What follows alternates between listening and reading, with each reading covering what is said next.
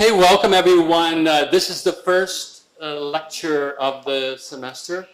The lecture poster is being printed and it will be affixed to the wall or in the stairwell, I hope soon, but there you'll be able to see the lectures for the semester. You can also see them online. This is our first. For me, it's a very exciting one. I'm really happy to welcome back to Syracuse our guest speaker tonight. I'm going to read a little bit because I wrote it, so it's okay if I read it. And also just so that I don't forget stuff. I know all this literally by heart, but I'm going to read a little bit of this. But thank you all for coming. I think the format is going to be, Hernán's going to make a lecture of however long. An hour, 2 hours, 3 hours, maybe. It won't be that long.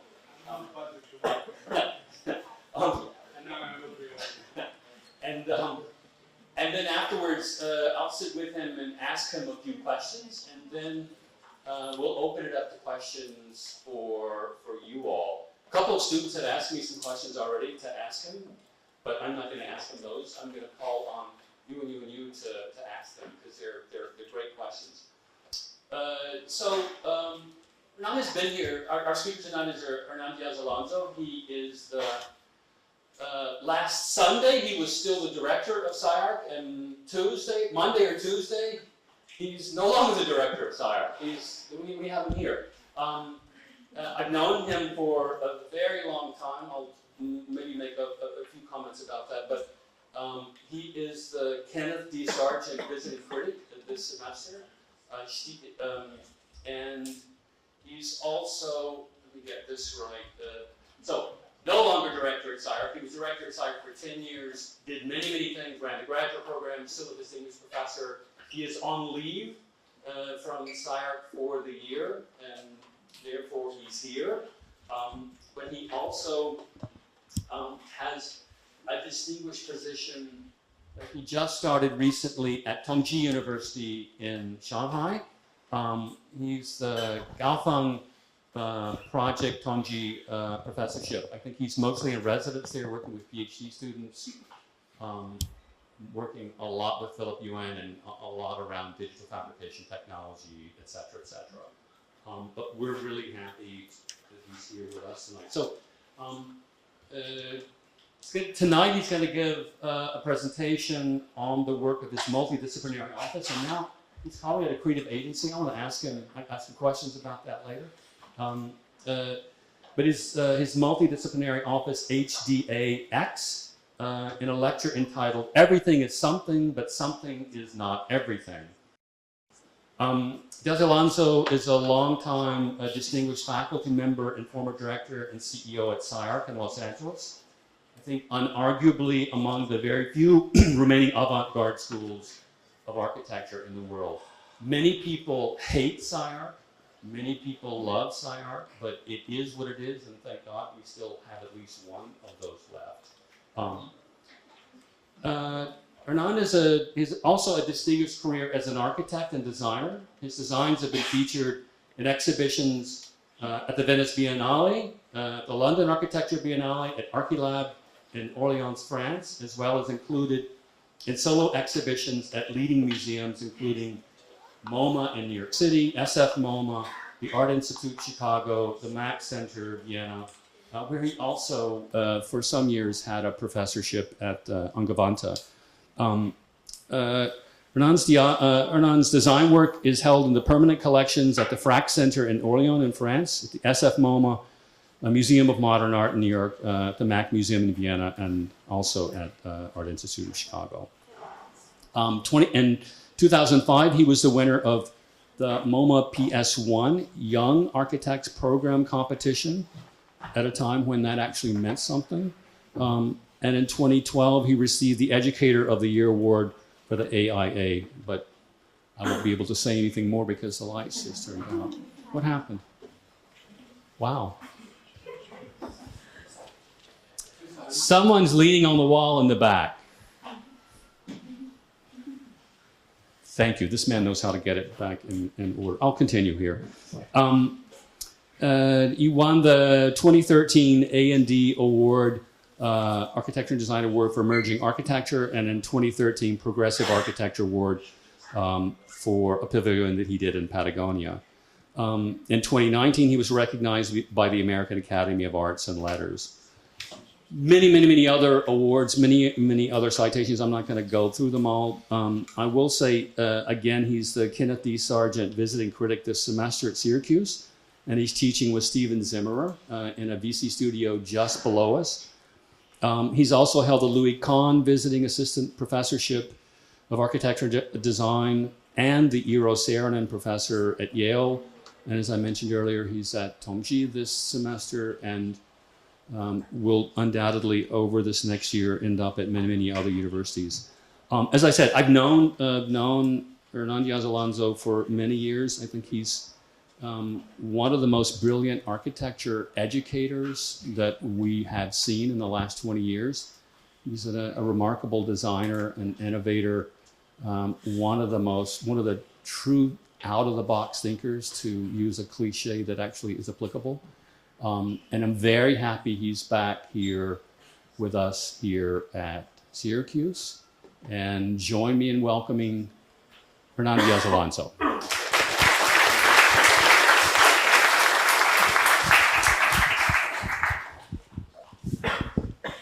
Is this on? Okay. Wow, that made me feel old. It's interesting because thank you, Michael, for such a lovely introduction. But in recent times, when people ask me, hey, can you send your bio for your lecture? I used to send Hernán Díaz Alonso, architect.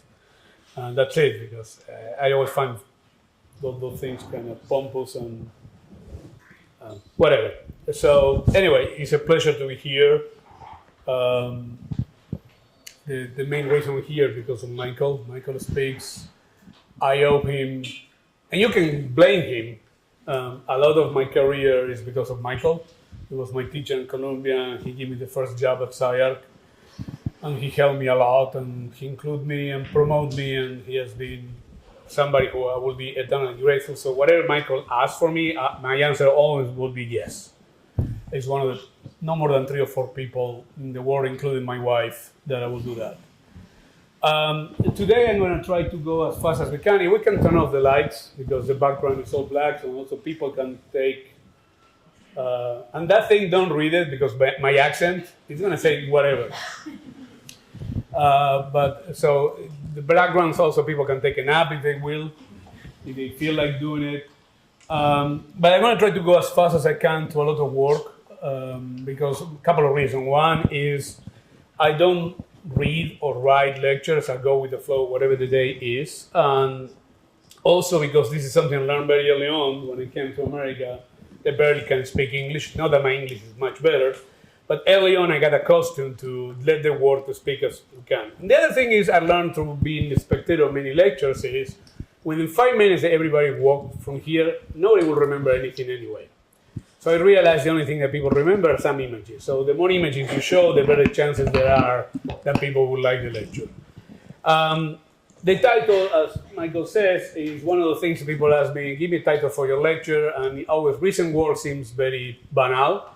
So I always come up with something that I hear from somebody who sounds interesting but doesn't mean much. But this one I like, everything is something but something is not everything. Because as architects, I like to think that our best, one of my best definitions that can come with what is an architect is the idea that we are a sponge, that we absorb everything that surrounds us and everything that we pay attention to it, and then we squeeze it and something come out of it. So we pay attention to everything, but not everything can become something. So part of what I'm going to show you is a big part of a book that we published a couple of years ago, but plus a bunch of new things that we've done in recent years. Myself, like many other people, I'm 56 years old, so I've been working with computers more or less 30 years. So I was part of that generation that went from analog to digital, and we are part of this period of time, which is still we are, and now it's accelerating, that I call shifting paradigm. So many of the things that we did and we do, it keeps changing by the minute. So as the work evolved over the years, I mean, I'm very curious and intrigued always by new technologies, but as I get older, you became faithful and skeptical about it at the same time, because you realize that technology keep changing and keep evolving and keep advancing every year. So whatever relation you have with it, it cannot be completely embedded into that, because you have to figure it out how to navigate your own sensibility and your own desires. So I always say, I mean, many of you are young people, so when I say Jimi Hendrix, many of you are not going to know who I'm talking about. But Jimi Hendrix was a very important guitar player, many consider the best ever. And I always say that the sound of Jimi Hendrix is because of the technology and the wah-wah pedal and electric guitar and so on, but you can play guitar and have a wah-wah pedal and you're not going to sound like Jimi Hendrix. So you have to have a desire and aspiration to do something with. The other thing which is interesting about it, I mean, I'll show you some of the old stuff. Michael was mentioned PS1 in 2005, so we did that one. And there are things that you learn along the way, and then things that you discover. And I always been a strong believer on what I call the autopsy process. So in a way, every project becomes the beginning of the next project, and I like, usually in the office, we tend to work in a way that we try to work in multiple projects at the same time. I have a very distracting mind. And I find it super interesting, this idea to work in families of a species and so on. So all the projects I'm showing to you, in a way, for me, is one continuous project. In the other way, each of them is different. But all of them are coming from the appetite to have an idea to the mechanisms that will get us there. So it's not, even though process is important and we use process and techniques and methodology, more often than not, there is an aspiration, an idea, and a vision that where we're going to get there, and there is a moment of discovery. And that works better, at least for my mind, when we work in multiple projects at the same time. So you can move ideas from one to the another one. So to me, the role of computation was crucial and very important to start to develop what I call my own sensibility or signature, whatever you want to call it. Because as a young student, as a young architect, I was heavily influenced by Enric Miralles in Barcelona, which I still consider one of my favorite, not my favorite architect. And computer was a way to start to think a different way to move away from that and not just to be a copycat. Let's be clear, to me it's totally fine to steal, to copy, to borrow. And I think we are always in this notion of innovation. I personally believe that architecture is incapable to produce anything new. Architecture at best can innovate. So it's always some kind of reconfiguration and so on and so forth. So as I was saying, I mean, to point out, this is the PS1, this is a solo show in SF MoMA 2006. Then it went to the Art Institute in Chicago and so on. And at that time, in the early work, I was very obsessed how to create continuity with fragmentation. So there was a nature of the software at the time that had a tendency to produce continuity, and I was coming more from an idea of fragments and how to negotiate and navigate those things. So at that time, like many people, I was into mumbo jumbo bullshit pseudoscience thing. So looking into cells and blood and all those things, and there were all excuses and whatever you want to call it, agents and contamination, which is something that you're going to hear me repeat over the talk. I really believe in this notion of agencies of contamination, and I think for all of us who started in the early period on the second wave of digital, it became a really important thing to start to figure out what we can throw into it. As I was saying, there are many interesting things about computation and technology and all the things I brought to the table, but for my money, the most interesting thing was the idea of new coherences, the possibility that you can throw concepts that they will not make sense. And for some of us, we were educated in canons. Like, okay, you were modernist or postmodernist or deacon or whatever it was. There was this idea that those things were always in conflict and friction. And to me, one of the most interesting things about computation, and I think right now we are at the peak and it will keep going up, is the idea that you can mix, let's say, if you think in philosophical terms, you can mix rationalism with romanticism and you can make something out of it.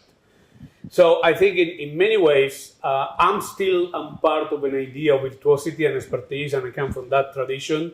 But I think most of you who are students, I think you are in the era of DJing or sampling. So that thing keeps going more and more toward that direction of new coherences. So to me, if you ask me, that's the way why it's important for all of us to remain curious about technology, because it's expand your palette. It's not going to solve it for you. It's not going to give you an instant definition of what you want to do, but it's going to help you to have a certain level of clarity. So as you keep evolving, actually it becomes more and more about how you can mess it up with whatever technology gives you. So each of the technologies, they are tools, yes, but also those tools come with certain implications. So the question is how you navigate to challenge those natural habitat of that technology. So over the year, we try different ways. This is not obvious by now. I'm a formalist, so I don't apologize for it. I believe in form follow form. I never believe in form follow function. I'm not saying that it's not important. I was educated in that canon in Argentina. But I don't think anybody wants to be an architect because the door and the bathroom was put in the right place. It's a valid argument. I'm not going to deny it. I think it's important. I think if you open the door, you should be able to walk through. So there are certain things that I respect, and I think they are part of it. But again, I had 6 years of my body as a student of that, so I take it as a granted. So what I mean by that, I'm not saying that things should not function. I'm just saying it's not a driving force when we think about it. Of course, also, they are what I call the part of the opportunity. The reason why I always talk myself more as a designer than an architect is because we work in every scale. And we don't have a particular preference, so some of the things were all kind of architecture / art installations in museum. This is the pitch black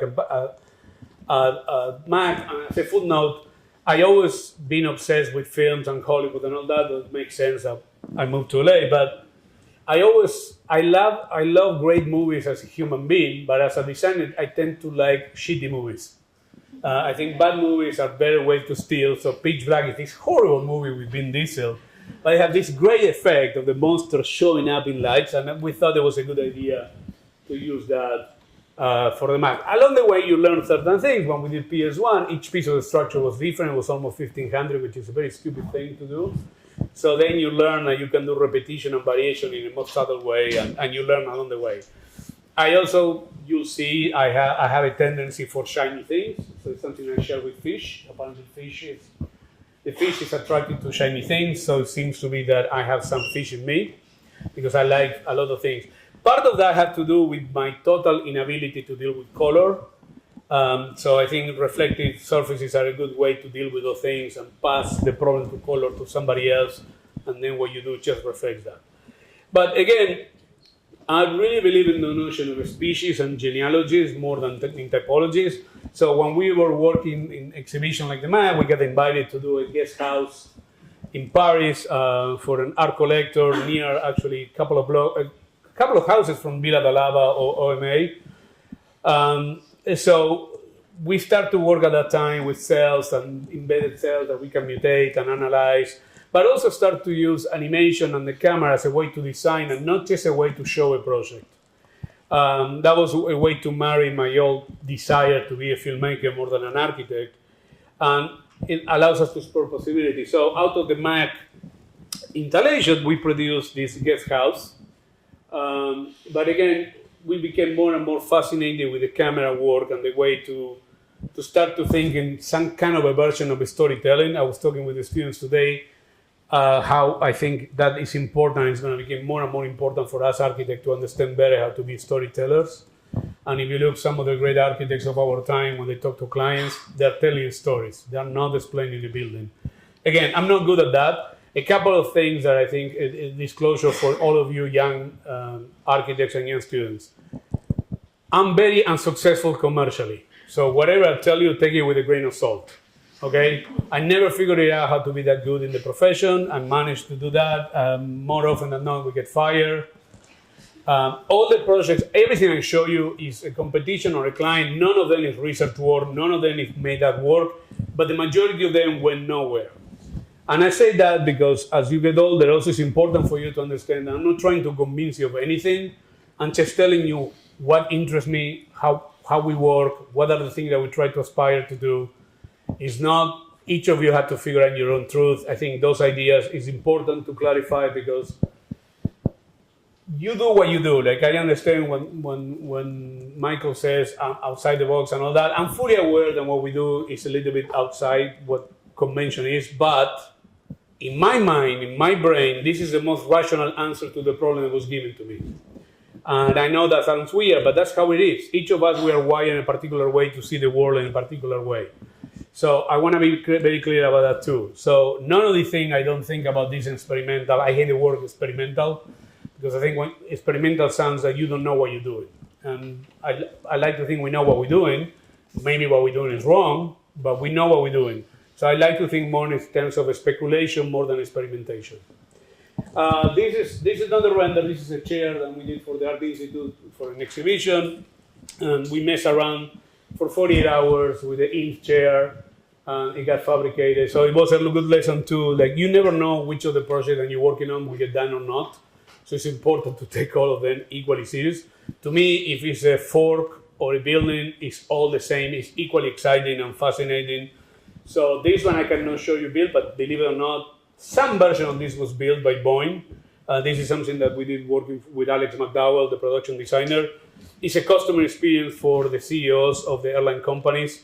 They didn't do exactly the same, but it's okay, but I cannot show you. They never let me back to photograph it or anything. No, everything was fine. It's 400 NDA security things. So I cannot show you anything. But anyway, one of the first collaboration that we tried to work with Alessi. I mean, we worked with Alessi, but they didn't get manufactured. This was the first tableware collection, the best, we call it Newton Manners.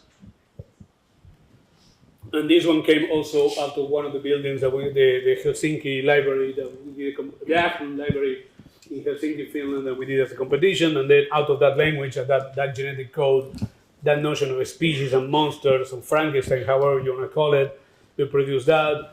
At that time, we have a proposal for an art installation in a department store in London. A competition that we did for another library in Helsinki, which got finished recently.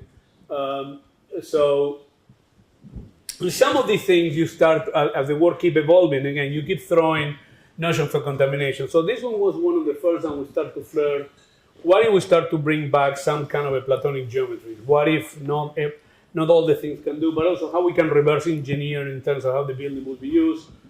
So let's call it a block, would be like an indoor park being Helsinki cold, and all the library would be in the X.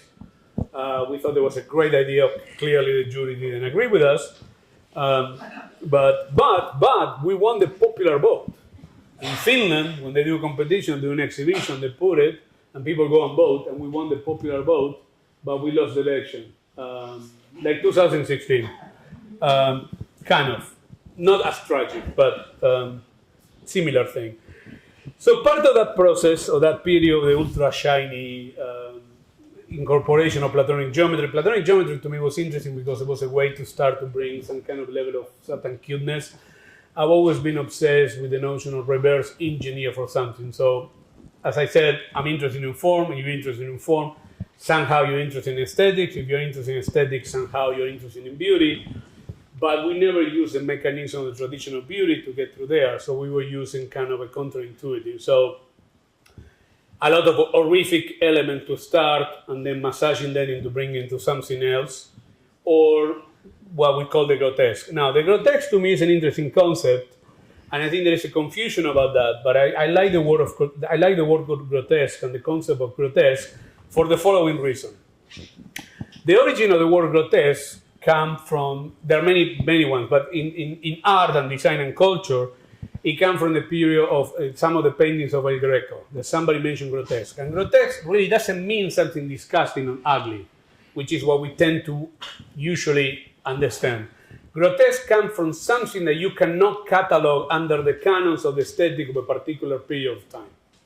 So I always like that idea because, again, I'm not interested to produce horrific or grotesque. I'm interested in those as the parting point to arrive to new possibilities of beauty or new possibilities of sense of emotional connection. I'm a very emotional spectator of architecture, design, of painting. If I don't connect at an emotional level, the work doesn't cap my attention, and I try to produce the same. I mean, when we produce a work, we like the provocation of it. But then you start to think what else we can do. So the second collection that we did for Alessi was Mutant Manners 2. And this one will be something that you will be a little bit afraid to use it. And it will force you to use it in a particular way. Of course, we have the benefit that this kind of a collections for Alessi are for one particular line of Alessi called Officina Alessi, which are not designed to be used. They are designed for the people to buy as objects, like the orange juice or Philippe Stark, whatever. Some of you have it. You never use it. It doesn't really work that well. So there was no pressure that this thing needed to work. They needed to look interesting. As part of that collection, we did another competition for another museum in Budapest. In Budapest. At the same time, we will keep going with this pseudo-art / architectural installations. And this was an installation that we did for the MAC, but the MAC in Los Angeles on one of the Neutra, the Macchi apartments. That they have 5 garages, so they give each artist 1 garage. And we have this simple idea to use a particle system and replace every particle with a flower. And we hire a series of people who does funeral arrangements to build a structure out of flowers. And we put those bubbles with a bunch of, at that time, video projectors was not video displays. It was before iPad. But the idea was to use the decay and the scattering thing, which is something that lingering from the PS1 era, that the thing was falling apart. So I thought there was something poetic about the notion of using film and time to design, but also to incorporate it in reality. So the show was there for 3 months in the summer, so the flowers start to go, smell bad, and eventually the whole thing collapsed.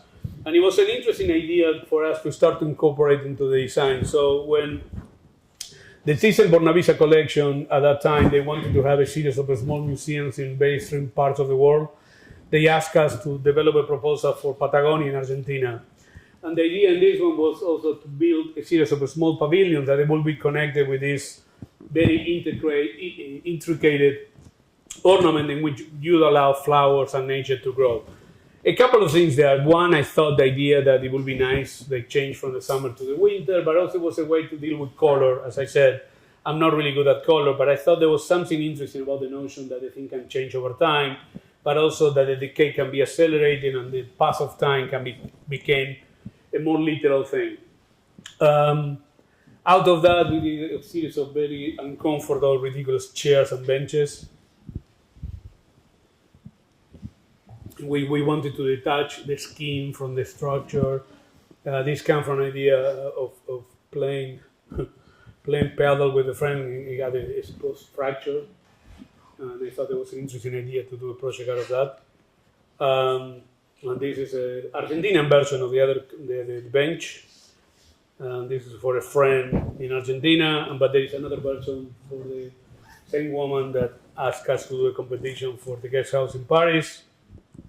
And now it brings me to what is the core, what I'm interested to talk today, which is not necessarily the most recent work, but some of the concepts that I think define all the stuff that we've been doing lately. And this started, I have to say, in a very biological way. The whole process started when I became a father, and you start to reconnect somehow with your roots, being Argentinian and all that. And I start to become more obsessed with primitive things. And this is Francis Mallmann. For those of you who don't know him, he's a very famous Argentinian chef. He became mega famous after Chef's Table did a whole documentary on him. He's a total character. He was educated in the most high French cuisine.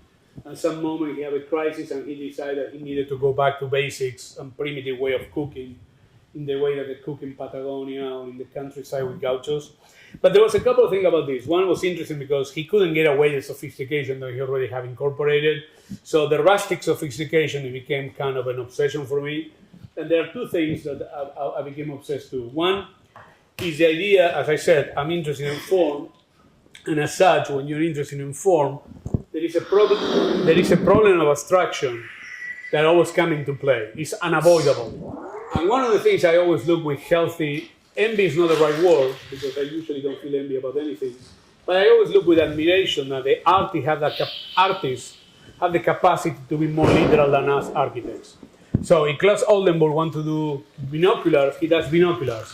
If Jeff Koons wants to do an animal balloon, he does an animal balloon. architects, we don't have that luxury. So I wanted to explore the notion of the literal. And this one was the second version of the Patagonia thing, and I really became at that time obsessed with cows and sheep, and I wanted to do architecture like animals. So we took the literal very, very close to heart. And of course, it's not really a good project at all, but it became a really good laboratory of ideas. So I was telling the students today, and I always said this, I think it's always good to push as far as you can, because pull back is easier than push forward. In particular, when you're in the school. In the school, you should have fun. The reality is going to take care of you. Don't worry about it. But if you can push forward, you're going to discover things that some of them will make you uncomfortable, some of them you're not going to like it, or you have to evolve. It's a little bit like evolving with your how you eat food. And when we are kids, I haven't evolved too much, but when we are kids, we like certain food. As you get older, you're supposed to expand your paradigm. So this is a little bit like that. I get it. We went too far.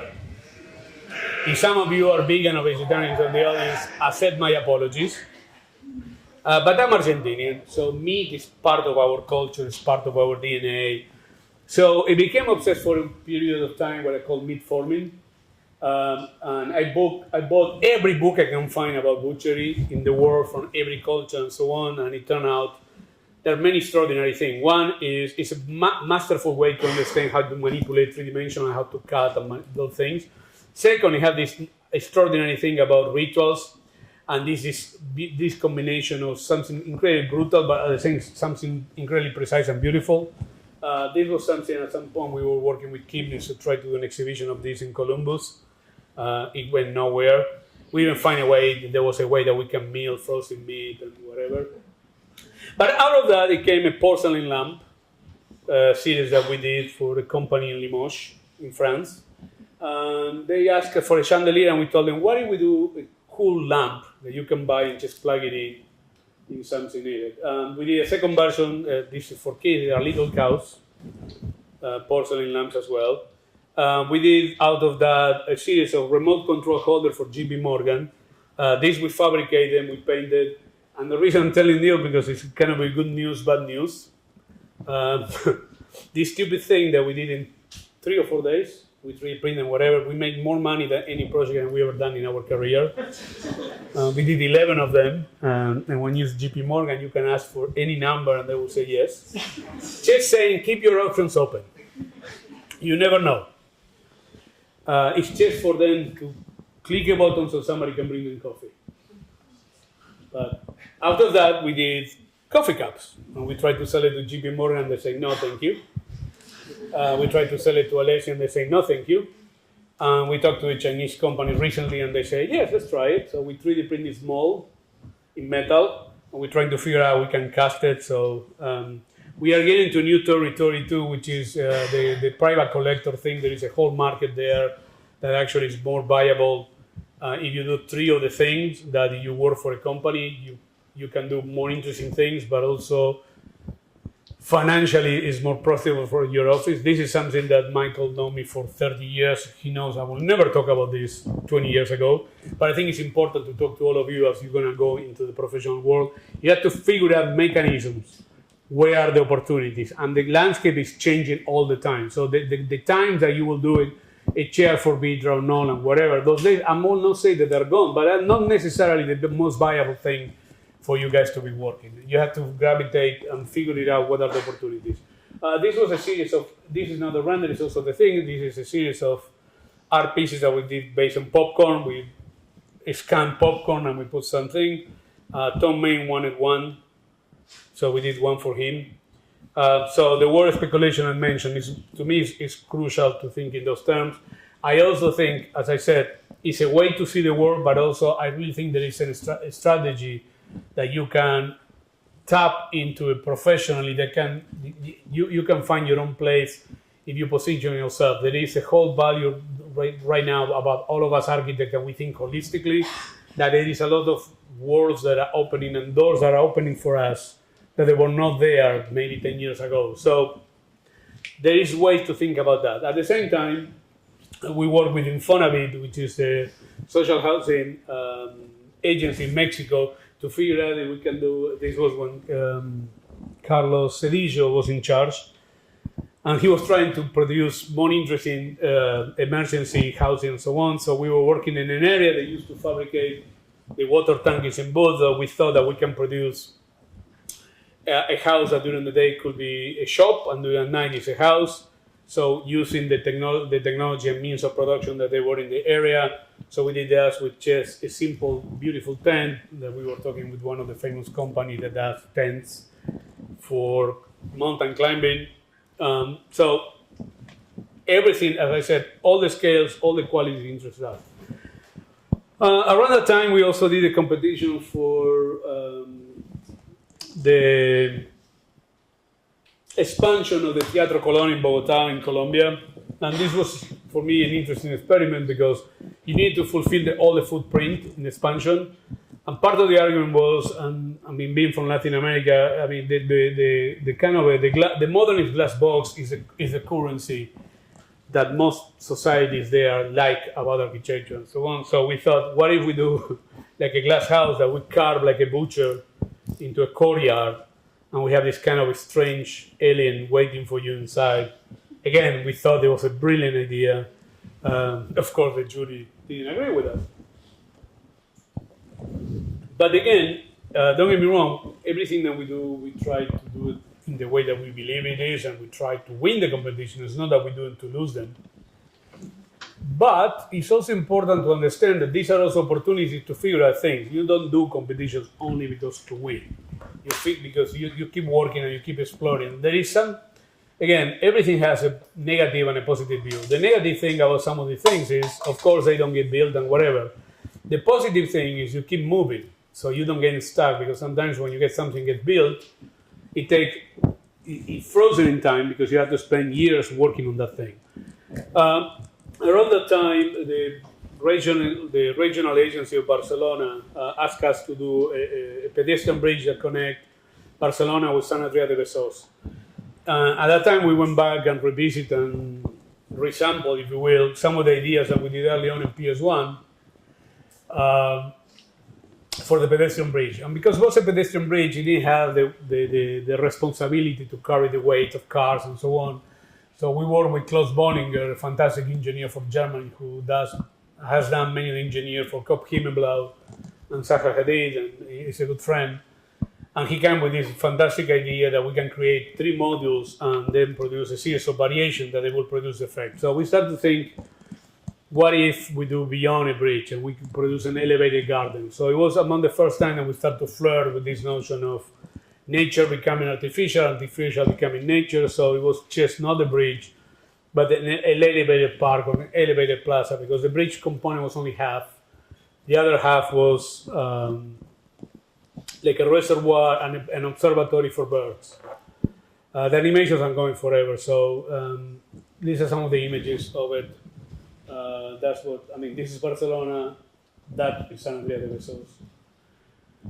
We were pretty advanced in the development. We were trying to figure out the structure, we were trying to figure out how to build and so on, and the government, of course, go and lose the election. And within 48 hours that the new government came in power, we get fired. But that's how it goes. It's a version of that in Mexico, in Xochutla. This is in the skirts of Mexico City. Again, working with the government agency, they asked us to do 2 little plazas and a small bridge, and we convinced them, what if we combine the 3 budgets into one thing and we do an elevated park? Again, stealing, copying, finding inspiration in geology. If you ever go to Yokohama and you see the Yokohama ferry terminal, of FOA, Alejandro Saavedra Polo, and Farshid Mosavi, the most interesting part is the roof. A lot of things happening there, weddings, birthdays, and so on. So we thought the idea that in Mexico being very festive, a festivus area, but the festival people and so on, that we can create this elevated park and give you the option. You can cross from one neighborhood to the other one every day in a different way if you choose, but also it can become a place for celebrations, weddings, quinceañeras, and also was an area there was a lot of woodwork and metalwork, so we could figure it out how to use the local expertise and to work with the community. This project has come in, it goes dead and come back to life, goes dead, come back to life, so who knows, it may happen, it may not. But so you know, it was literally a piece of another project that we did years before in Barcelona. So we took a piece of that and we reconverted it into it. Again, this was the same concept, an elevated park. Another thing that we did with the government of Mexico was an emergency house. It was a tent, an emergency tent. So we proposed a concrete prefab kitchen and bathroom, and then you can expand or not the tent based on the need and the size of whatever family you need to accommodate. And this one was only 2 modules, so you can reconfigure it anyway. Out of that, it came a house that we built in Argentina, in the countryside, a couple of years ago. It's been finished for, well, not finished, but still going for the last 2 years. Again, this was part of the rustic sophistication. This is a project I work with Florencia Pita, who's an architect and is my wife, but we don't work together. We don't have an office together. So this was a challenge to work together. And we came with some sort of agreement, of kind of a Frankenstein approach. Like we did some overall party idea together, and then each of us took a part, and the other one had one veto only, and they had to accept what the other one would propose. So it was a lot of fun to do it. But also this was done completely during COVID. So we designed it. It was built mostly during COVID, so everything was done via Zoom. So when we went to see the house, it was 95% complete. So, truth to be told, she was horrified by a lot of the mistakes that were there. I love them. I like unfinished, imperfect thing. I think buildings are always better when they're not finished or when there are mistakes. So this is the house. This was a house then. Now there is a whole series of landscape and renaturalization of the thing, because this was. It used to be a soy plantation, so the soil is very destroyed. So we're trying to recover them and make it natural again. And you can see part of the process. So this was done in the middle of nowhere in COVID, with no really available, very kind of no kind of a technological digital availability. So it was all had to be retrofitted into what it was possible. And then there were a series of things that, of course, there were certain things about Mirages and Benedetta and Carmen Pinoza we always liked, the insertion of ceramics and so on. 3 people quit doing that because they made they made the concrete floor first, and then they had to cut it. It was their fault, not ours. But 3 people quit literally doing that thing. So this is under construction.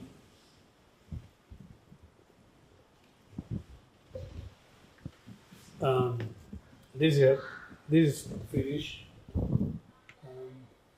I think this drone views from this summer. Well, summer here, winter there.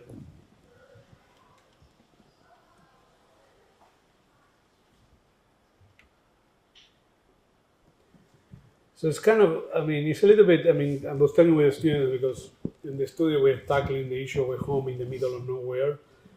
There's something beyond that, because basically you're building a world too, because there's no city around or anything like that. So you have to figure out things that can produce certain qualities, but also to rethink a little bit what the house is. If you look, I went fast through the plan, but if you look at the plan, it's basically a gigantic kitchen with 2 small bedrooms and bathrooms, because we wanted to be outside all the time and to have all the corner open and keep stretching as much as we can the house into the landscape and vice versa. We did some of the furniture. This is a brand new one that we did. This is a blend of technology and handmade. All the molds were done by a robot, but then I don't know how it's called mimbre in Spanish, but in English, like a super thin bamboo. So that was done by hand. And the person doing it was very, very unhappy that it was all uneven, because the forms were uneven. I was super happy with it. And I keep telling her, it's awesome, keep going. So you can see the basket is all screwed up. And I love it. That is a screw up.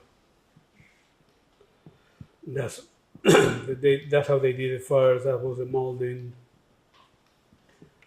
And yeah, basically the house is a big kitchen with something else, and put a hot tub in the middle of the living room, because why not?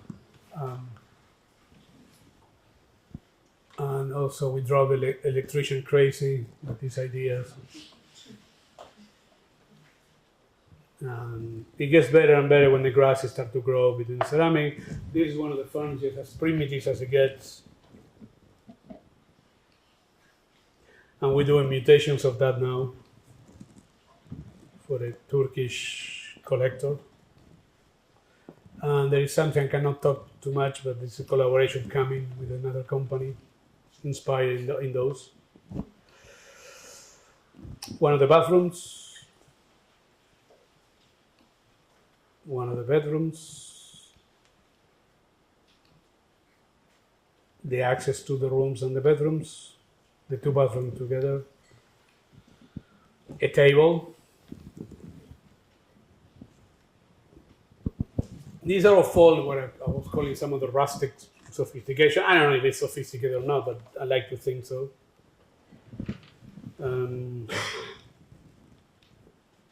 Well, there are more pictures than I thought. My beloved dog. He's very suspicious of the chair. Wow, too many pictures. I skip the pic. I screwed out somewhere.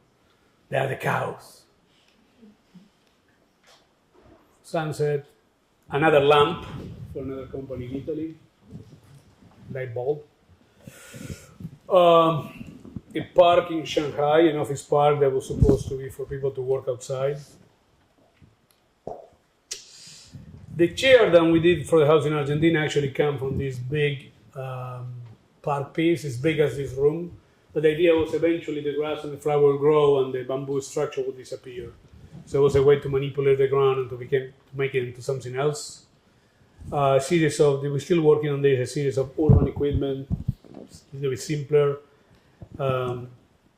These are the series of chairs. The bamboo chair in Argentina is part of that family, but it's part of a series of chairs that we did called the Shar-Pei chair because they look like Shar-Pei dogs.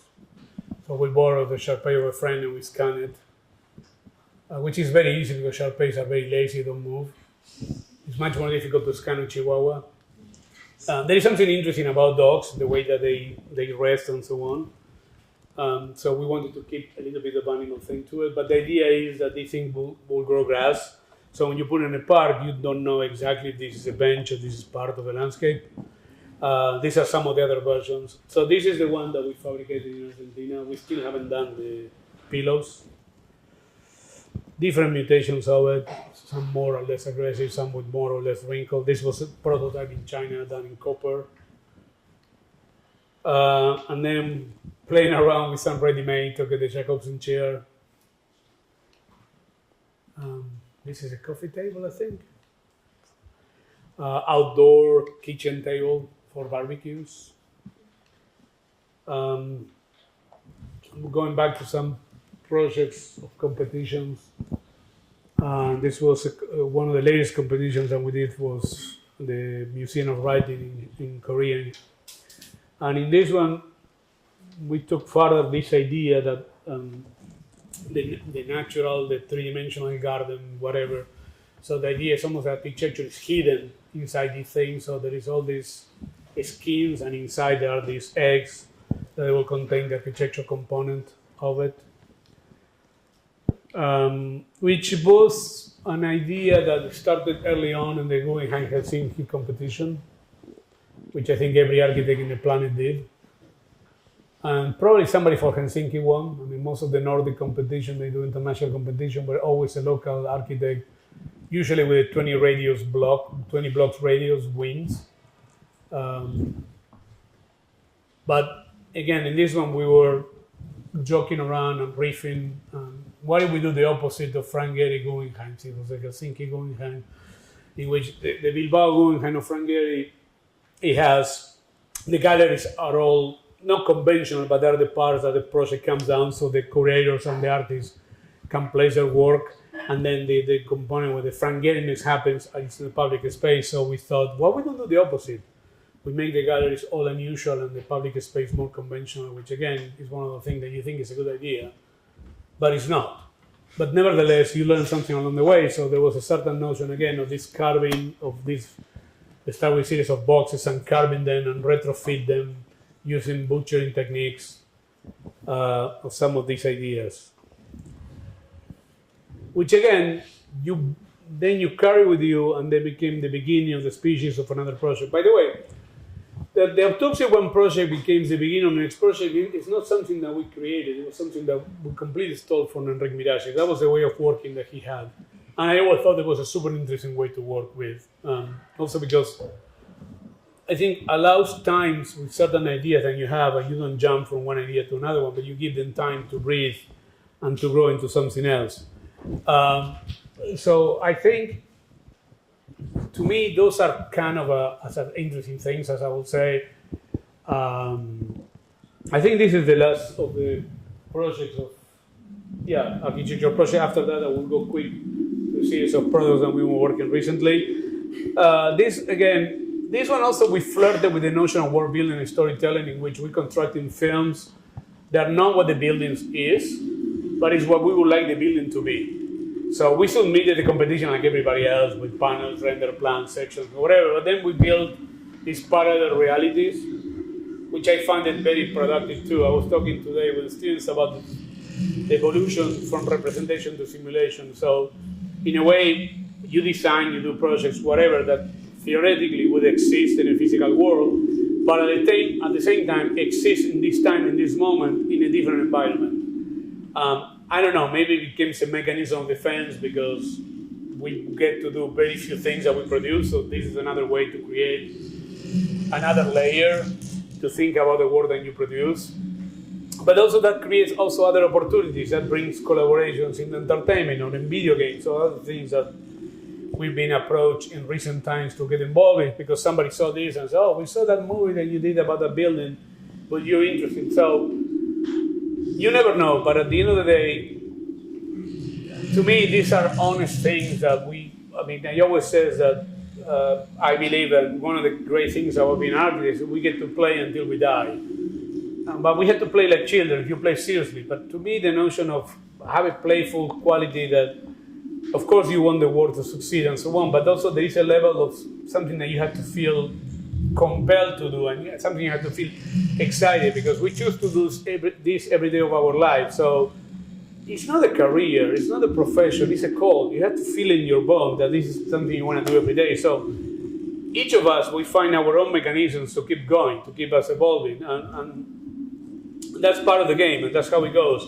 I talked to Tom Main about it when he was telling me in the 80s and 90s they were doing books because they were not getting clients. So they needed to channel that energy towards something. So I'm a very believer in that you have to keep working for a certain level of the sake of the work itself. Series of products, this, believe it or not, was before COVID. We were working in a mask for pollution in Asia. And the idea was to have some sensors so it can change the level of pollution and change. But also we thought, for fun, they can channel your mood. So you're in a good mood, it will have a nice color. So you say to people, yeah, it's fine to talk to me. You're in a bad mood, it will go dark. So you keep them away. This is a series of art pieces now that we're going to 3D print of the Ant series. This was a series of ideas for a health-related collection with the company in China. One was a backpack, the Hagyu, and the other one was an oxygen vest. So instead to carry your vest, you have oxygen there. These are air plugs for people like me who suffer from very bad tinnitus, so I always had to have air plugs to protect myself in noise, but they're usually ugly, so we thought it would be nice to make them into some kind of jewelry. These are sticks that for people when they do hard things and so on. So I'm not saying for you to claim to be proud that you have a health issue, but also not to hide it and to figure it out. This is another oxygen vest. Not true, it's a colonoscopy vest. But oxygen vest is a little bit less disgusting. This was a collaboration. We did two collaborations with Wolf Pricks and Koch Himmelblau. This was the flower towers in the master plan. They were working in Shenzhen. These are sunglasses that were manufactured and produced last year, for the Olympic Games. What was that? Yeah, last year for Nike, asymmetrical sunglasses. A lot of people joke that they were the Rock sunglasses. But it was done for the athletes, for the social media presence. Most of the most famous athletes, they do a lot of social media, and that's how they build the sponsors and so on. So these were not done for them to run or to compete. It was done for the social times. So there was a couple, I mean, the most famous, like one of the most famous soccer players in the world, she was wearing them when they won the gold medal. So Paris 2024, yeah, that was done. I mean, these have no renders, they're the thing. You can go and buy them in Nike if you want. They're too expensive, don't buy it. But it's kind of funny, but anyway, it's part of another ongoing thing that we maybe happen, maybe not with Nike, we'll see. They're going through some changes there. One of the collaborations that we've been working for a while, that who knows what will happen, and it will know what will happen with them, was to do a fairy shoe. I didn't say it with Nike, with the company, but I cannot say much, but of course there are hints here and there. And the idea was to figure it out, can we do something that grows, or when you run, can you drop seeds and you can grow grass while you run, or the thing can attach grass or whatever it is. Anyway, the animation goes forever, but that's how they will come in the box. And you can style them.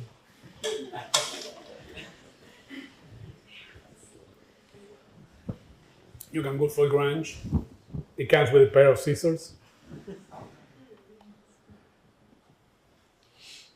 And there are other versions that we've been messing around with renewable materials. But one of our pitch with them is many of these renewable, sustainable materials, they always pretend to be another material. We want it to be like, I know that Elon Musk can Tesla bad word now, but if you remember in the good times of Tesla, one of the reasons why Tesla for me was very successful because it was cool design, but also it was clearly different than any other car.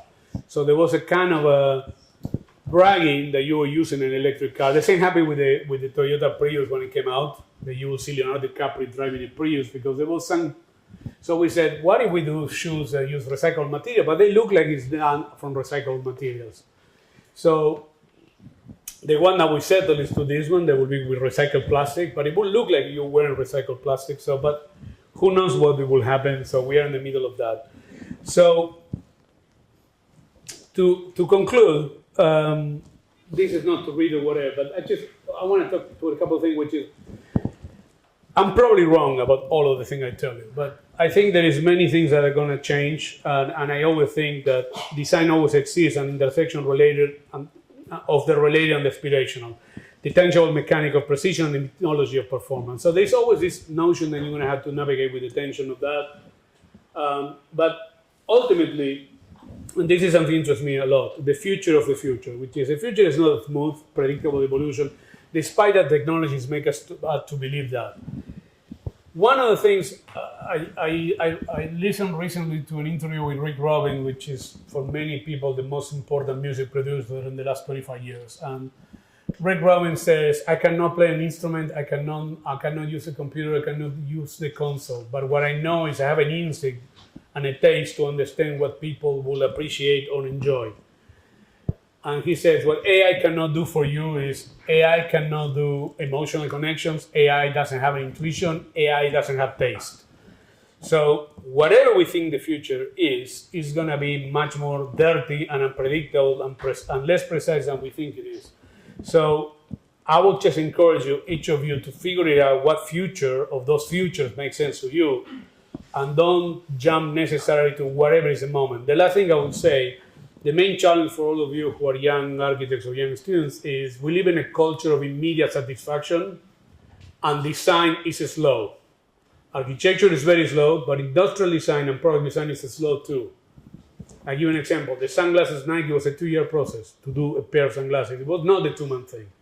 So you have to figure it out how to navigate that anxiety of the culture that you're part of it with a means of production on a field than you are that have a different speed completely. So that's part of the challenge that we all have to navigate. With that, Michael, I think I'm done. Thank you.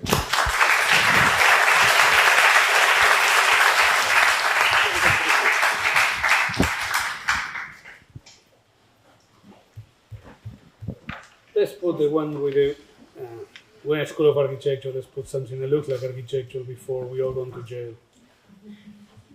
I don't have much that looks like architecture. This little park, nature, ecology, makes people feel good. Okay, thank you, Hernán. Yeah, so I'm just going to ask a couple of questions, and then I would like to invite you all, if you have any questions, also to ask them. I don't want to ask too many SCI-Arc questions, but I will eventually ask one or so, just because Hernán was there for a long time. But I mostly want to ask him about his practice now, and maybe how it evolved, and what are his concerns now. Maybe just make a couple of quick observations. I've always thought that Hernán's work was really more suited to filmic kind of medium, and even perhaps video games. And it seems, and you even alluded to this, a lot of the work seems to find itself in a world that is not failed because it doesn't get built, but it's in a different world. And I know you have, for a very long time, said that you were much more interested, and in fact you thought at one point that you wanted to be a filmmaker. I'm just curious, how do you think of your work now? Because a related question I want to ask you is, you said you were a formalist. I'm curious, what does that mean? What did that mean to you before, and what does that mean now? Yeah. And how does that relate to scale? Because so many of the projects are scaled really up and then scaled really down. And that scale, or those scales, make sense in a kind of mediated world or in a filmic world. But they don't have the same kind of purchase outside that world or in a more, let's say, normative world. So there's a bunch of different questions. I mean, maybe just formalism. What is that? When you say that, what do you mean? Oh, the most basic thing. No, I know, but what is that? I like cool shit. Yeah, I mean, what I mean by that is what I've always been attracted to now with design. Again, it goes through the form, the emotional, the sensorial thing, the practical, the pragmatic, whatever, always come after. But that as a designer, but also as a consumer or a spectator of it. So to me, it always has to do with that, and it has to do with some kind of a more extreme formalism. Because, by the way, every form of architecture is formalist, even the one that they say that it's not. Yeah, at some moment, it has to write to form. But let's accept that within our field, when we talk about formalism, there is a certain kind of understanding what are we talking about. So that will fit Frank Gehry, but it will not fit Chipperfield in that argument. Of course, Chipperfield has form. I'm not saying that he doesn't. But you know what? There's a certain cliche that comes with that. They have to do with sculpturing. They have to do with certain, if you will, intuitive, a certain kind of unnecessary maneuver that doesn't need to be there to exist. Form for the sake of form. That's what I mean by it. I mean, in the most basic, there is nothing really that deep. It's not like Rosalind Krauss, formless or anything like that. I mean, I'm a man of simple taste. Do you imagine that formalism and the claim to formalism has changed over time? Because I think I would say I'm a dinosaur, my dude. Yeah. No. I don't mean it like that. am. No, I what I mean is, yeah. Okay, you're Glenn Gould playing. Exactly. Yeah, exactly. Yeah. Okay. But let's say to claim formalism at a certain point in time is very different than to claim to be a formalist Sure. in the last 10 years. Yeah. And now, frankly, I think a lot of people are probably more sympathetic to claims of formalism now than they were maybe 5, 6, 7, 8 years ago. So That may be. no, I think it's Please true. introduce them to me. Yeah. Okay. I don't So know. you haven't found that to be true? I don't know. I mean, maybe. I don't know. Again, I think there is. Look, like everything else, I think the fragmentation of culture and cultural production is so extreme that, yeah, basically you can find a lot of people who claim that. And it's a different ball game than it was, right? So there was, like everything else, I mean, the same with music, and there was a time there was much more clarity. Well, what was this? What was that? I mean, somebody was asking me today, well, there was a time, one of the students asked me, sometimes there was a time there was postmodernism. Now is what? And I think everybody will struggle to define anything today under one of those umbrellas, right? So yes, for sure, I think there are way more subspecies of formalism than it was, or maybe there's a level of comfort on people to talk about formalism. But it's not different than say that politics. Like, okay, when somebody says, I'm a progressive person, what does it mean? And you're very far on the left, and you center left. What does it mean? So No, it's true. I think we live in an era of much more pixel approach to it. So mine, I think, still falls within the more traditional understanding of that. When I was half joking, half serious about the dinosaur, I mean, yeah, I have a pretty obsolete idea of formalism. Like, I know of many young practitioners who call themselves formalists, and I look at them and I say, well, that's not formalism to me. But who I am to tell them that they're not. So, I don't know, it's an interesting thing. Like, I give an opposite example. When you look at Peter Zumthor or New Lachman, a lot of people are calling it formalism. If you tell Peter Zumthor that's an act of formalism, he will stab you in the eye, because he will never think of himself as a formalist, right? So, I don't know. Again, to me,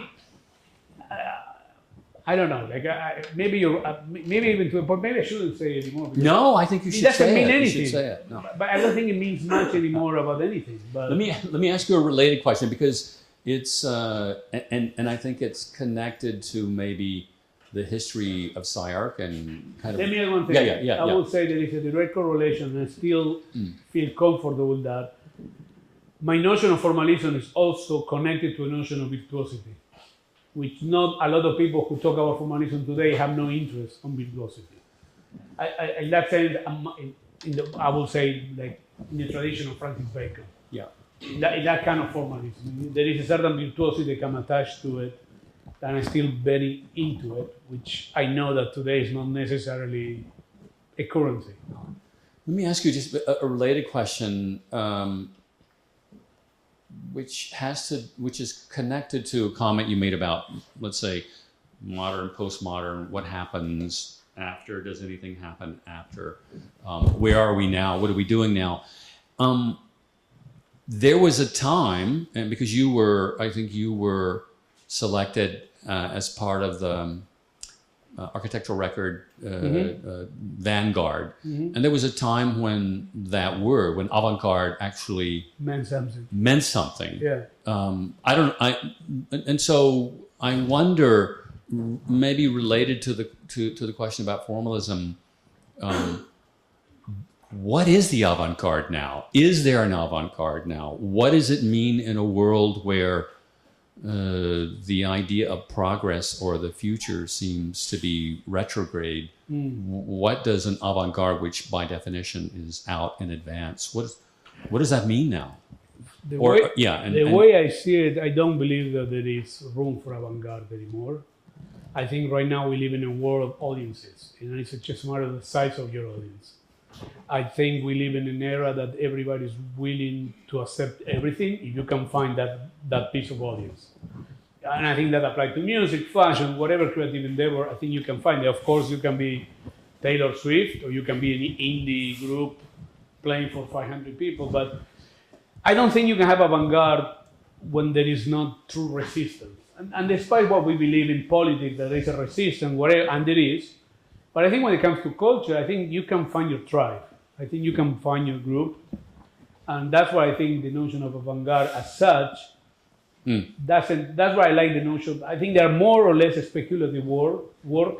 I feel more comfortable with that with avant-garde. There is also another thing, which is I'm 56 years old, so to try to reclaim to be avant-garde after it seems silly.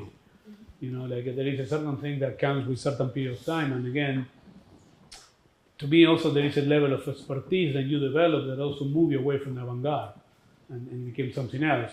And then we have to be careful that we confuse avant-garde with certain style.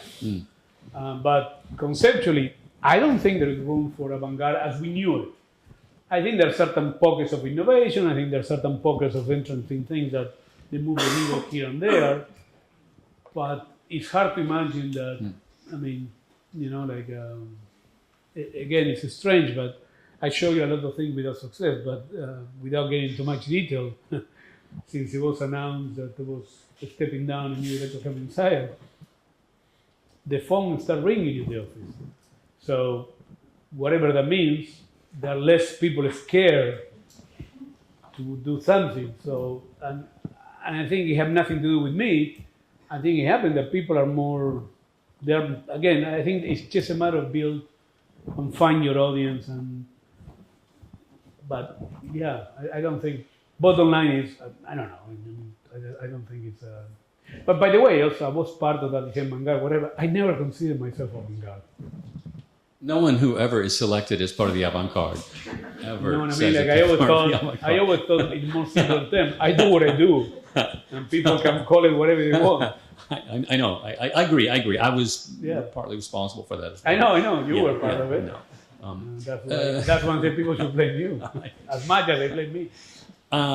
I have maybe to go back to the film kind of analogy and the world of video film, that animated world, because formalism is one question, scale is another, and I just wonder, do you think, looking back at this body of work, do you feel comfortable in that? I mean, do you feel comfortable to imagine all of these creatures in a kind of filmic medium or milieu, or because otherwise they're always striving to be architecture, and they don't become, except for in few cases, but they are incredible in another sphere, in another milieu, in another world. And how do you think of that? Well, there's not a simple answer to that. There's a multi-pieces, and some of them is biographical. Yes, I wanted to be a filmmaker. I told the story to the students, and for many reasons I ended in architecture.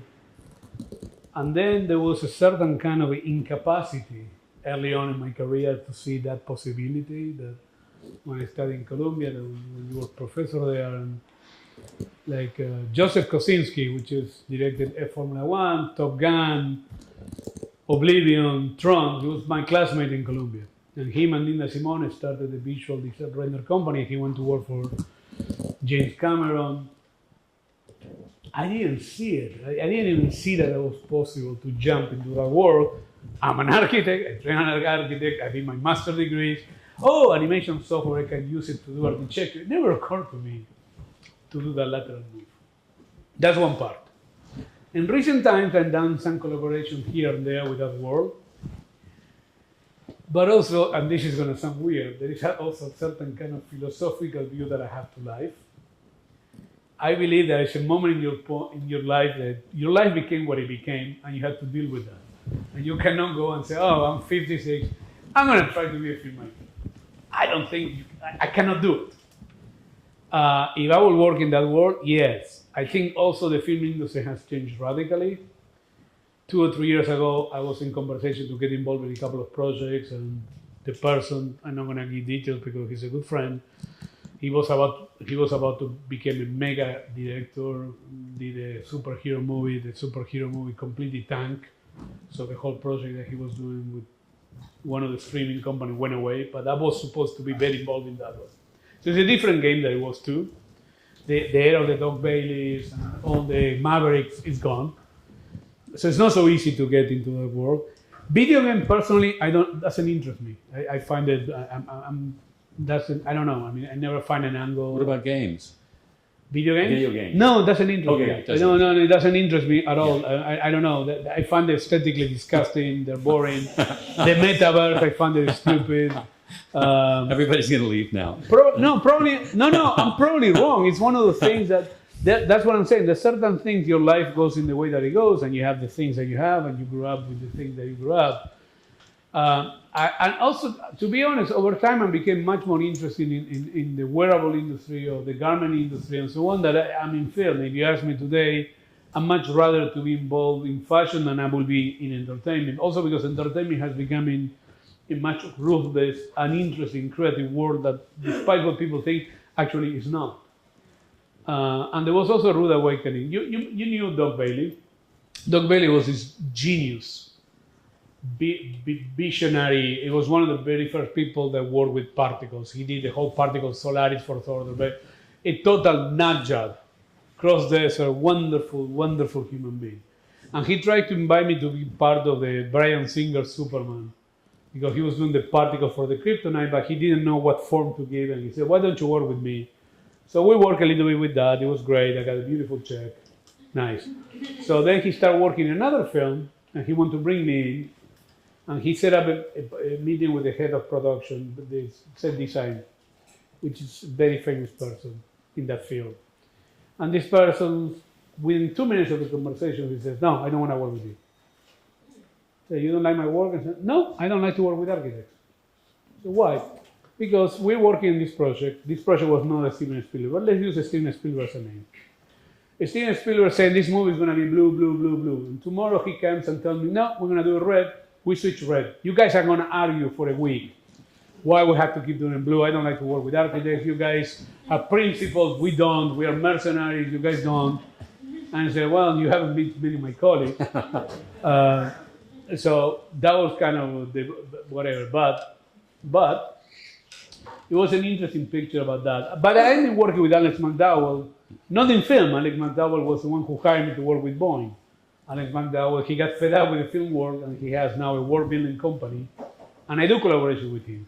So we'll see. But going back to the scale thing, that was the other thing I didn't mention, which I love about computers and software, animation software, is, for me, they're scales.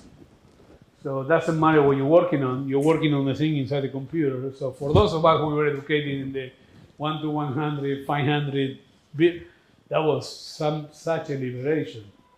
Now, I struggle more with the small things because I have a tendency to excess. And it's difficult to put a lot of excess in a small thing. So I'm getting better at that. Like, for example, I'll give you an example. With the Nike sunglasses, they did two. The other one is full of ornament. It was done by a former student of mine who worked for Nike. And everybody thought I did that one and not the asymmetrical one. But this time I promised to myself, I'm not going to get fired. Restraint. I said to them, "Send me 10 of your more sophisticated technological glasses." So I look at them, I want to know what is the tolerance, and I want to play within that. So in my head, I was thinking all the time, Virgil Abloh, Virgil Abloh, Virgil Abloh. Virgil Abloh have the rule of the 10%. He says that you modify something 10% is enough. Mine is at 30%. 10% is not enough. But I will keep thinking and say, "I'm not going to get fired, I'm not going to get fired, I'm not going to get fired." So we get it done. And it turned out that the people I was working with, they may not be there in the company anymore, so I may not do anything anymore. So, but also, I mean, the same with the house. As you get older, the navigation with the reality, it becomes actually more interesting. Even the thing that the shoe thing, actually, they're very under all that shit is a regular Nike shoe. So we understand that we cannot mess around with that. We can just put things on top. And if you look at all the limited editions that Nike does, or Adidas does, or whatever. So I accept that. So actually, the typological problem in product is way more much more restricted than architecture, really. But it's kind of fun. Yeah. Okay. So I'm trying to learn and evolve. And You have. but not much. I hope. We have, I think there's some questions probably in the audience. I just want to make one more observation, and maybe it'll be a question also. You know, the SCI-Arc on the website for many years, I think probably still, claims to be a school of architectural thinking, not a school of architecture necessarily. And I'm just wondering where you see yourself now, because you describe your work as creative agency. I mean, you're doing a lot of product design, you're doing a lot of things at a variety of different scales. Yeah. Do you think of yourself as an architect, as a designer, as a creative, or where do you see that right now? And, and then we'll take some questions. Yeah, quick. I like to operate in all those worlds, but my brain is wired as an architect. So even when I do something that flirt with art or objects or product or fashion, I don't think like a fashion designer, I don't think like an artist, and I don't think like industrial designer. And I know that because I work with many of them and talk with them. It's a completely different way of thinking. So I like to operate on all that, and I like to call myself designer, but the truth of the matter is your brain is wired in a particular way to think in a particular way. Industrial designers mostly, more often than not, they're wired to think to do elements with a less amount of fabrication components to it. Most architects don't think like that. So that's that. The architectural thinking, which it relates to me, is the application of an architectural knowledge, and this is a part that I'll advocate. That was a term that we put together when we took over the school 10 years ago, and it was not really anything so sophisticated. It was a very clear thing that a big chunk of the graduate society will go into work in other fields using that knowledge, which happened forever and everywhere. It's not, but I thought it was a good idea for us also strategically as an independent school to have a clarity about what it meant. And I really believe this, particularly for BArch students, that architecture is one of the most sophisticated, well-run education you can get, that you can deploy in many fields. And the era now we live, and more than ever.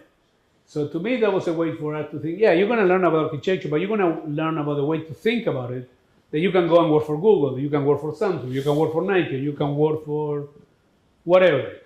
Today's Manhattan. Yeah.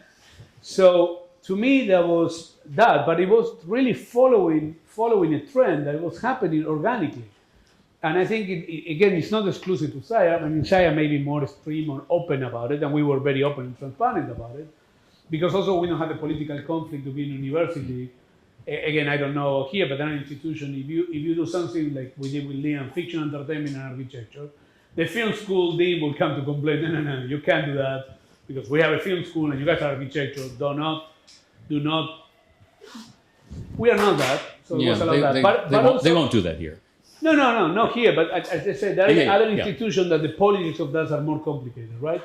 But outside that, to me was also, I mean, that's one of the few tools you have when you lead an institution, is to put a couple of things, and that's who I am. I'm an architect by training. I think like an architect, but don't operate only in architecture. Actually, I mean, financially, the office, the moment I'm in profitable, almost never come from architecture.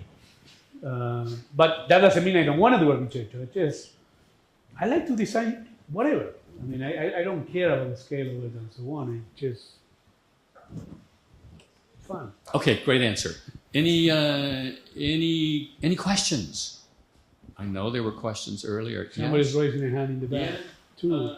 Okay, I'm going to give it to you here first, and then you can pass it up. Or you can just shout. We can shout, yeah. We can hear better. Oh, yeah. Okay. Yeah.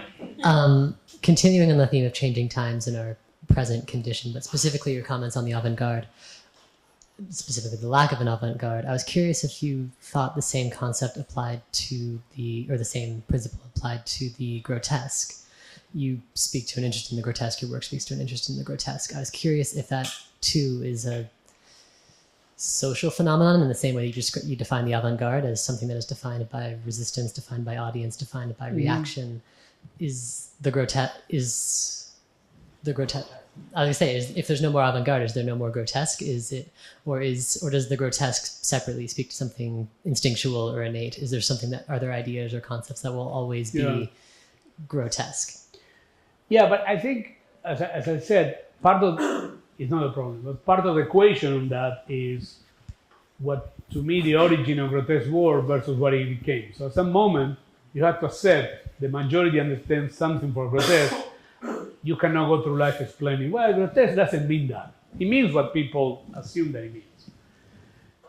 That being said, I think the canons of aesthetics today is much more confused. So what something is, there was a time, for good and for bad, that there was certain establishment of ideas that something was this, and this was grotesque, and this.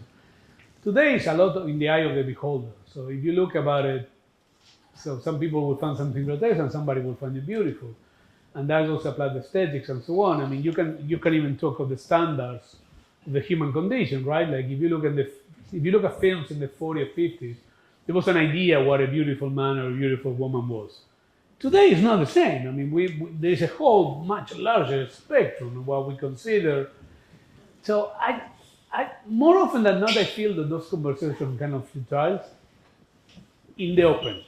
Internally for you as a mechanism to work or whatever, I still find it super useful. So how you that's what I was talking about storytelling.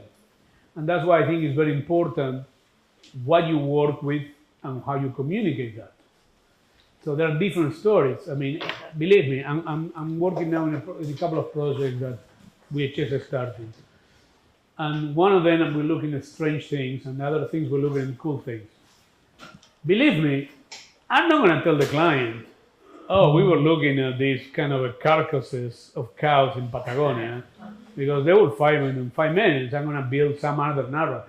Now, internally, it's very useful for me to look at grotesque things or disgusting things or whatever. So I think that there is a dichotomy which also you need to navigate and you need to figure it out. So when Michael was asking about avant-garde, I was talking about the cultural apparatus of that. That doesn't mean that you cannot have the desire to be avant-garde. That's okay. If you can find what is the resistance, and the avant-garde is a tool that you can use, by all means. I mean, the same happened with surrealism. And a while ago, I had to write an article for Neil Spiller, did an article, a whole AD on surrealism. And he asked me to write the counterpoint because I said one in a lecture that surrealism was not possible anymore because the digitalization of things, so the techniques and methodology came from surrealism, they were not viable anymore. That doesn't mean I was against surrealism. But he says, can you, so I had to make some story about it, and I made a story about it.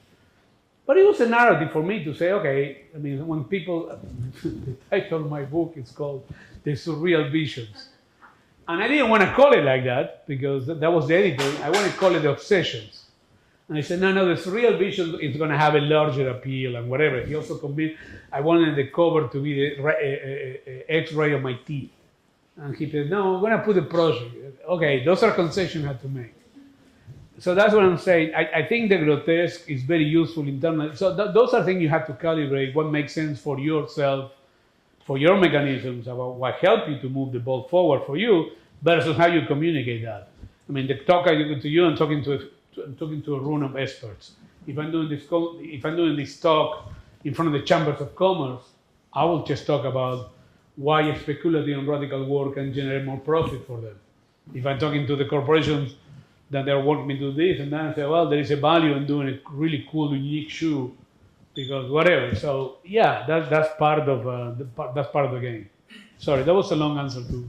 Another question back there. I'm over caffeinated. This has to be probably the last question because we've gone quite long. Yeah. I'm becoming Patrick This is gonna be Schumacher. I'm becoming Patrick Schumacher without No, noticing. don't say that. Don't say that. This is going to be a great question. You spoke briefly about AI. Do you think we should use AI as a tool, either in the professional or in the academic world? And if so, how should we implement it in a positive way? Yes, and yes. For a couple of reasons. One is it's unavoidable. So any time that there is a radical change, you have to embrace it because it's going to happen with or without you. So it's much smarter to be part of it than not, and to develop certain expertise or certain understanding than not. So that's how it goes. By the way, I mean, AI at the scale that we're going now is a massive on steroid revolution. But as I was saying earlier today, Architecture always was like that, and design was always like that. Even from the Gothic time, somebody figured out how to do arches that they were impossible before. Modernism wouldn't exist without the steel and big pieces of glasses, and so on and so forth. So this happens all the time. Now, this is, of course, is a level of acceleration that is brutal. But you have to use it because I said it's unavoidable. Also, it's part, you're cultural producers, okay? Many times, I'm pretty sure in this room, a lot of people all over the years, they told you, architects, we make buildings. We don't. We speculate with ideas, we produce a series of documents that you give to somebody that somebody makes. So we are cultural producers. AI is part of the culture that you're in. You have to embrace it. What you're going to do with that is different thing. It's a very different animal if you use Midjourney for the generation of images versus you use some of the 3D AI that's going to do that versus you using to maximize social housing plans that the most cost effective to do projects in places that they need to do that. It's going to have many levels to it, and we are just scratching the surface how it's going to do it. So for sure you should use it. Now you have to figure out a way, and this will always advocate how you contaminate the thing, how you make it your own, how you become your fine humanist of things. Anything, any endeavor in the future is going to have two components. It's going to have an ultra scientific methodology, mathematical thing, and a humanist side. We are on the humanist side, and we have to find our way to implement that. But it's unavoidable. I mean, when I was the director of the school, we were having this conversation with the liberal arts and the history of the faculty. We were struggling with that. And my suggestion was to all of them, I said, look, I'm not going to tell you how to teach, but I'm telling you, whether you like it or not, everybody's going to use it. Might as well jump on board and figure it out how you're going to use it in a creative, interesting way, then gravitates to help to develop knowledge. So I'm telling you, as a human being, it's super scary. As a designer, I think it's awesome. Because I think it's going to make the good designers to rise to the top, and it's going to eliminate a lot of the one that they don't know how to figure out that part. It's going to make a small firm to be able to compete with bigger firms. The bigger firms are going to become smaller. It's going to be much more fragmented for good and for bad. Then it's going to be about how you hijack it and what is your attitude towards that. But you always will find me on the new technology, yes, always. That being said, don't be religious about it. Don't be parametric, don't be AI, don't be animation, don't be ZBrush, because technology became fast obsolete. And all of us, we became obsolete with technology. Michael knows this. When he hired me in SCI, it was because I was, at that time, very gifted with Maya and 3D. Within 5 years, I was completely obsolete. Everybody else was faster than me. That's how it goes. But I still know what I can do with technology. So don't marry to one particular technology, but always embrace it. You always have to learn it, you have to figure it out. Martin Scorsese uses CGI. No, he does. Now he does The Irishman. He doesn't use technology to do aliens, but he makes technology to make Robert De Niro and Al Pacino to look 45. So go for it. For somebody like me who cannot write in English, ChatGPT has been extraordinary. It helps me a lot. Now I have to work, put it back in and out. I don't take what it gives me. I'm lucky enough that I have a footprint in the systems. I've done a bunch of interviews, whatever. So ChatGPT graph for me is more or less, okay, I can use it. So use it. I mean, I'll give you a quick example. We did a quick flash out for a very famous hotelier who had to do one of these sunset billboards, and a lawyer, his lawyer, which is a friend of mine, says, you want to do something for him? And says, but I only can get you some, give me a couple of sketches, and he has some ideas, so give me a sketch. And we fed Midjourney with our own work. I didn't use anybody else. Our own work, give me 70. Within 5 minutes, I grabbed 3, I put in a text message and sent it to the client and said, this is what we can do for you. I'm meeting with him Monday. So in the past, it would be difficult because I had to pay somebody in my office to, if we choose to work a week at our own risk. So yeah, use it. Now I didn't tell Midjourney, give me, no, I said, let's do this using this project of us, this project of us, this project of us, put some flowers and put a dog somewhere.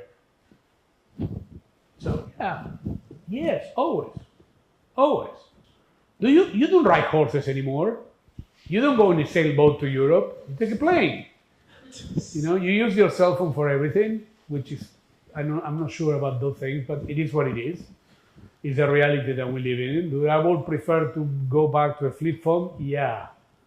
I mean, but again, architecture is part of the now. Also be zen about it. Be in the now. You have to. But you can be part of the, you know what could be the avant-garde now? All the neoconservative people that are populating our field. Yeah. They think they are the avant-garde. I think they are, yeah. Yeah, they think, they are not. You know, it's like they are the old Murphys having a coffee in Paris and there is a whole march. And they say, I need to find where they're going so I can leave them. This is not going good. Yeah. So, thank you, Hernán. Give him another round of applause, please.